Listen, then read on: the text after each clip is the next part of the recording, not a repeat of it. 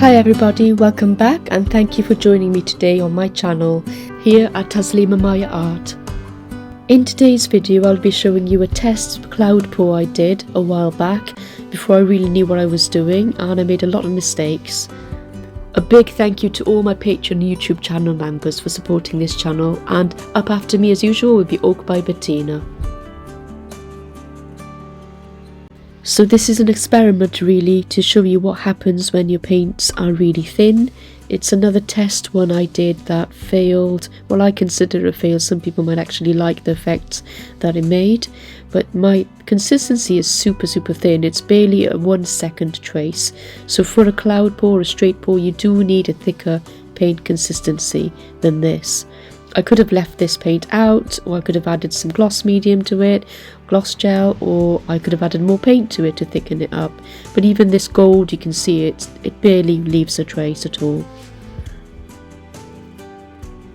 I think it's important to look at what happens with acrylic pouring when the consistencies, the paint mixtures and everything else isn't actually right.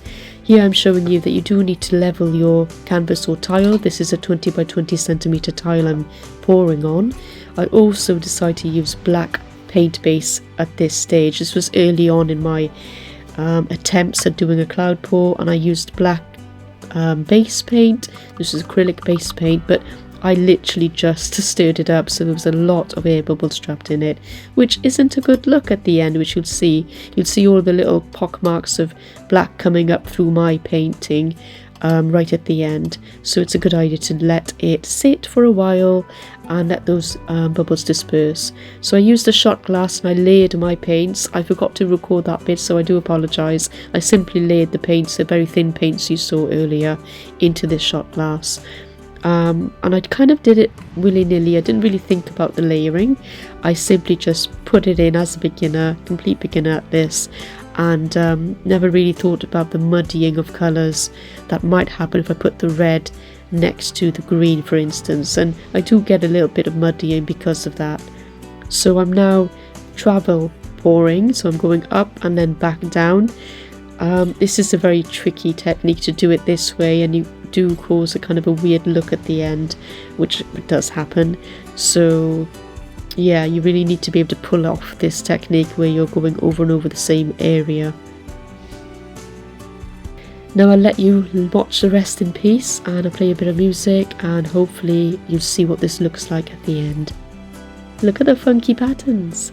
At this stage I actually quite liked it, but it didn't turn out as nice as this later on when I tilted it out. See you later. I'm trying to let go of this heartache. It's been following me around. It wakes me up, it shoots me down. At this point I would rather be numb. I'm sick and tired of emotions. They've never done me any good, just tore me up into bits. I wish I knew how to call it quits. I should know by now how to live without her. I'm in the dark. When I make my way I stumble and I fall. I'm a blind man without his cane. I'm the ocean without the waves. The radio's playing songs telling me that I should try to move on. Don't say how it bothers me. I guess I'll have to try anyway. Try to